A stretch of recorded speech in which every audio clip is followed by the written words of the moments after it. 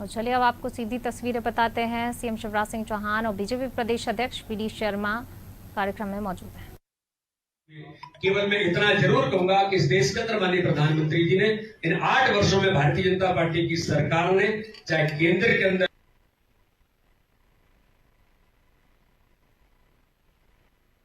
राज्य के अंदर सबका साथ, सबका विकास, सबका विश्वास जीतने का जो संकल्प है वो भारतीय जनता पार्टी लगातार आगे बढ़ रही है। माननीय प्रधानमंत्री के नेतृत्व में दुनिया के अंदर भारत का मान और सम्मान तो बढ़ा ही है। दुनिया के लोग ये कहने लगे हैं कि दुनिया का सर्वाधिक लोकप्रिय नेता कोई है, तो आज 70% दुनिया के लोग ये हमारे भारत के आधार पर नहीं कह रहे हैं। जब दुनिया के अंदर इस बात की जो चर्चा होती है, सर्वे होते हैं, तो वो लोग कहते हैं कि सर्वाधिक लोकप्रिय नेता इस दुनिया का भारत का प्रधानमंत्री नरेंद्र मोदी है। आज हमें गर्व है कि इन 8 वर्षों के अंदर माननीय प्रधानमंत्री ने गरीब कल्याण से लेकर के हर व्यक्ति के जीवन बदलने के अभियान का जो केवल लोग सपना देखते थे, लेकिन व्यवहारिक तौर पर जो मैंने कहा कि राजनीति का कल्चर बदल गया। आज समीक्षा होती है, माननीय प्रधानमंत्री सांसदों को कहते हैं कि प्रधानमंत्री आवास योजना के अंदर, प्रधानमंत्री आयुष्मान भारत कार्ड के अंदर अगर कार्ड नहीं बने हैं तो कब कैसे बनेंगे, नहीं बने हैं तो उनका उपयोग हो रहा है कि नहीं हो रहा है, और उपयोग हो रहा है तो उसमें किसी प्रकार की दिक्कत तो नहीं है। आज माननीय मुख्यमंत्री जब लोग देख रहे थे कि माननीय प्रधानमंत्री जब हितग्राहियों से बात कर रहे थे तो पूछ रहे थे कि किसी प्रकार की दिक्कत तो नहीं हुई, कोई लेन देन तो नहीं किया। बिचौलियों का युग जो किसी जमाने में प्रधानमंत्री जी के नेतृत्व से पहले इस देश के अंदर केवल दलाली और इस पर लोग काम करते थे, उस व्यवस्था को भी समाप्त करने का काम माननीय प्रधानमंत्री जी ने इस देश के अंदर किया है। तो इसलिए आज इन 8 वर्षों के अभियान हमारा अभी आज से प्रारंभ हो रहा है। ये अभियान हमारा 14 जून तक चलेगा। इसमें अलग अलग प्रकार से प्रतिदिन भारतीय जनता पार्टी के सभी कार्यकर्ता पूरे देश के अंदर, हमारी सरकार है और हमारा संगठन मिलकर के इस अभियान को जमीन पर उतारने का काम और माननीय प्रधानमंत्री के इन 8 वर्षों के यशस्वी नेतृत्व को हम सब लोग जनता तक ले जाने का जो प्रयास करेंगे। मैं माननीय प्रधानमंत्री जी को, भारतीय जनता पार्टी की सरकार को और हमारे मध्य प्रदेश के माननीय मुख्यमंत्री शिवराज सिंह चौहान को बहुत हृदय से कि 8 वर्षों के पूर्ण होने पर जो हमने अभियान लिया उसके लिए भी बहुत बहुत शुभकामनाएं देता हूं। और हम सब मिलकर के जो माननीय प्रधानमंत्री ने नए भारत का निर्माण, जो आज उन्होंने कहा कि इस भारत को आत्मनिर्भर भारत बनाने का जो संकल्प लिया है, ये नए भारत का निर्माण माननीय प्रधानमंत्री के नेतृत्व में हो रहा है। उसमें हम सब लोगों की भूमिका और कैसे बन सकती है, प्रयास सब लोग मिलकर के करेंगे। इसी आशा और विश्वास के साथ मैं अपने मीडिया के मित्रों को बहुत बहुत धन्यवाद करता हूँ। जय हिंद, जय भारत। मित्रों, माननीय अध्यक्ष जी ने अभी किस प्रकार से भारत का भाग्य बदल रहा है उसकी जानकारी दी और इस संबंध में एक फोल्डर है केंद्र और राज्य सरकारों ने जो काम किए उनका मैं माननीय अतिथियों से विमोचन का भी आग्रह करूंगा।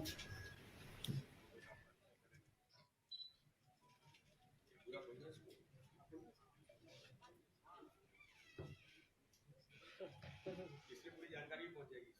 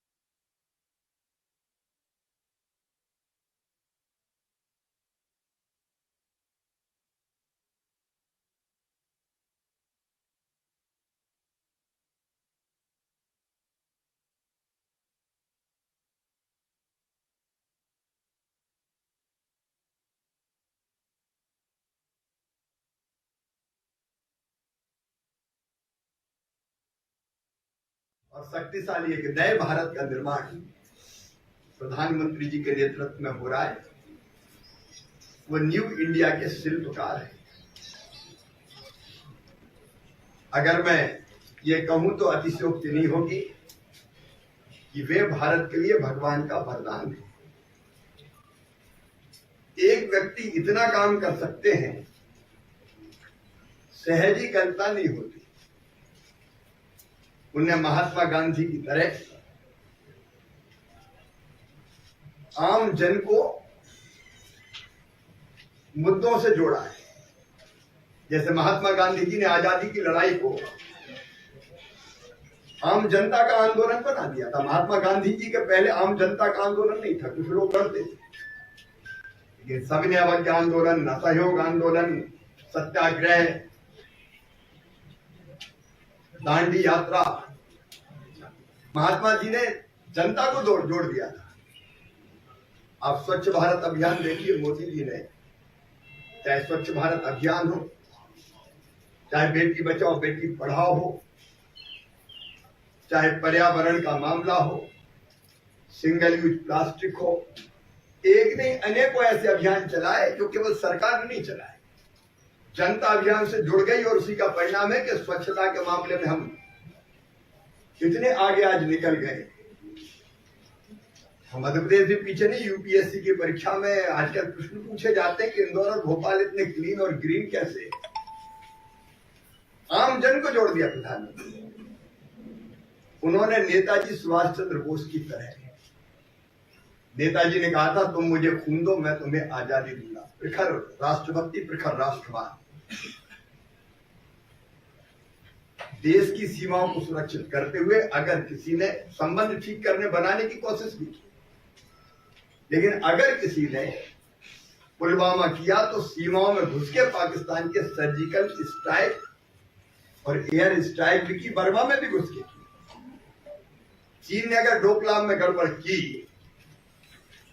तो चीन के सैनिकों को कैसे वापस जाना पड़ा ये दुनिया ने देखा है।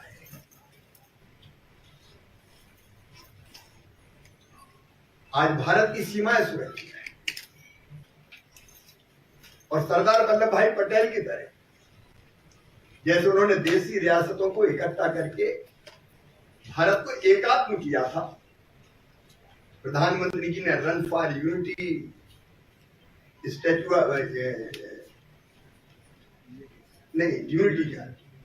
स्टैच्यू ऑफ यूनिटी, लेकिन उसके साथ देखिए कश्मीर में धारा 370 समाप्त करके भावनात्मक रूप से कश्मीर को भारत से जोड़ने का भी काम किया है।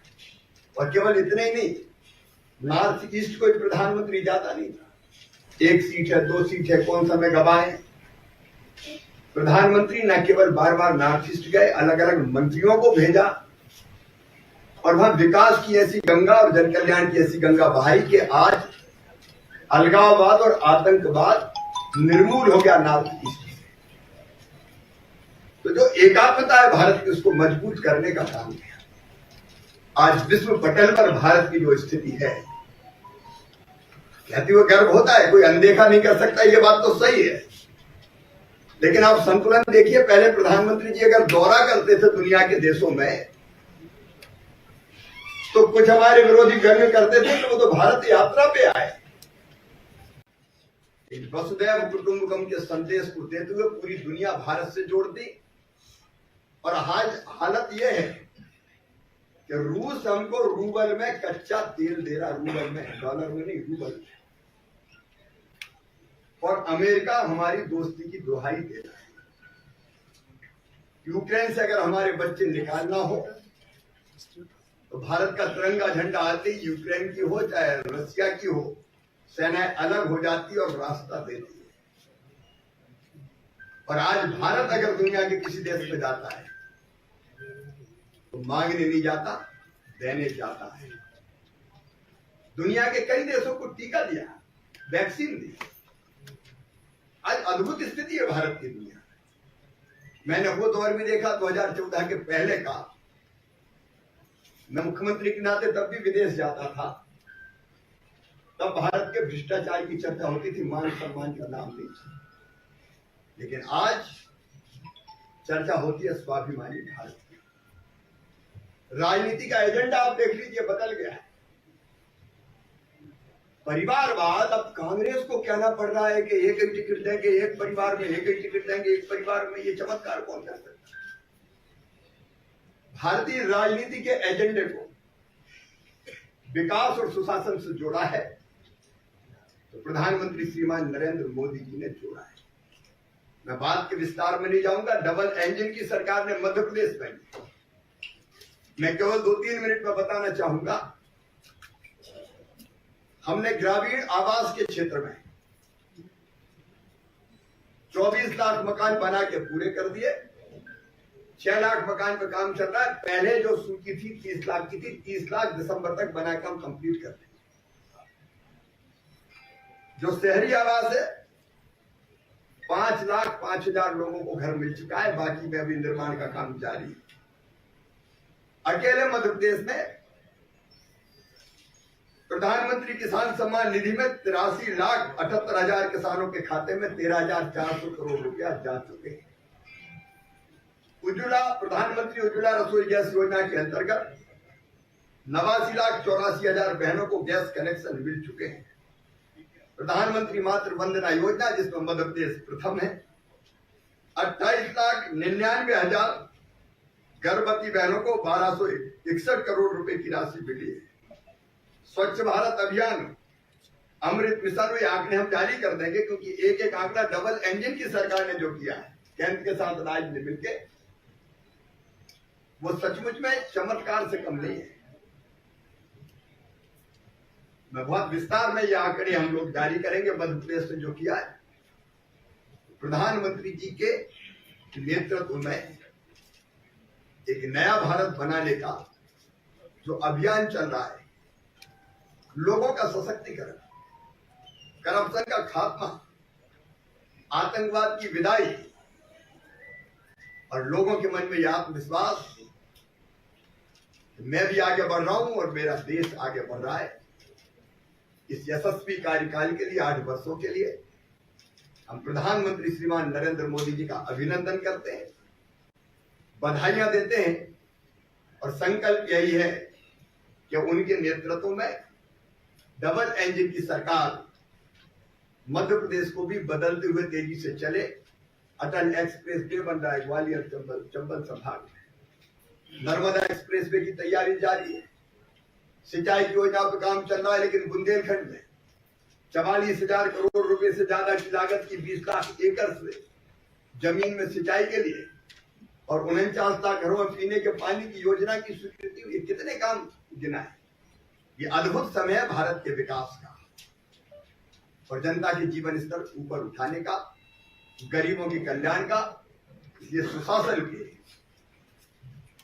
गुड गवर्नेंस के, सेवा के और गरीब कल्याण के इन कामों के लिए प्रधानमंत्री जी का बहुत बहुत अभिनंदन। और मध्य प्रदेश लगातार केंद्र सरकार की योजनाओं को भी पूरे परिश्रम पूर्वक आम जन तक पहुंचाने में कोई कसर नहीं छोड़ेगा। सर, आपने जो मोदी जी की तुलना महात्मा गांधी, सुभाष चंद्र बोस, सरदार पटेल से की है, वहाँ पर कमलनाथ जी का इस पर रिएक्शन आया था। उनका कहना है कि आपको अमिताभ बच्चन भी उनमें दिखाई देने लगे। देखिए, हम तो एक्शन करते हैं, उनके हाथ में केवल रिएक्शन है।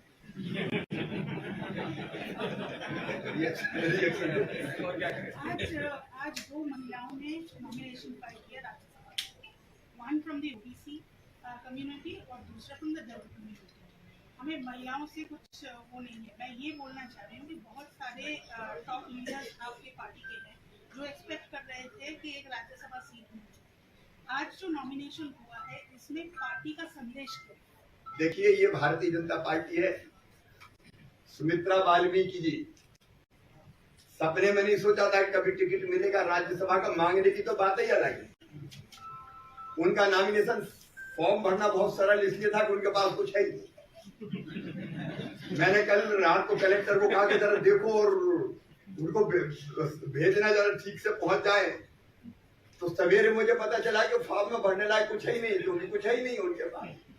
एक घर है छोटा सा जो उनके पतिदेव का, बाकी कुछ है ही नहीं हमारी बहन के पास। लेकिन वो वाल्मीकि समाज से आती है, एक गरीब परिवार से, समर्पित कार्यकर्ता भारतीय जनता पार्टी की, लेकिन नेता है। 3 बार पार्षद रही, चुनी हुई पार्षद, एक बार एल्डरमैन रही, नगर निगम की अध्यक्ष रही। सुमित्रा वाल्मीकि नेता नहीं है। और मुझे गर्व है कि भारतीय जनता पार्टी ने सुमित्रा वाल्मीकि जैसी बहन को राज्यसभा का उम्मीदवार बना के भेजा। ये केवल बड़े नेताओं की पार्टी नहीं है कि बड़े बड़े चेहरे केवल उन्हीं को टिकट दिए जाएंगे। एक तरफ कविता पाटीदार जमीन से जुड़ी दिन और रात काम करने वाली हमारी बेटी जो पार्टी की महामंत्री है, उनको टिकट दिया, और एक तरफ सुमित्रा वाल्मीकि जैसे अंत्योदय परिवार से आने वाली बहन को टिकट दिया। ये नेता है, और भारतीय जनता पार्टी ऐसे कार्यकर्ताओं को भी नेता बनाती है। हमें करना है। सर मेरा एक सवाल है। ठीक है,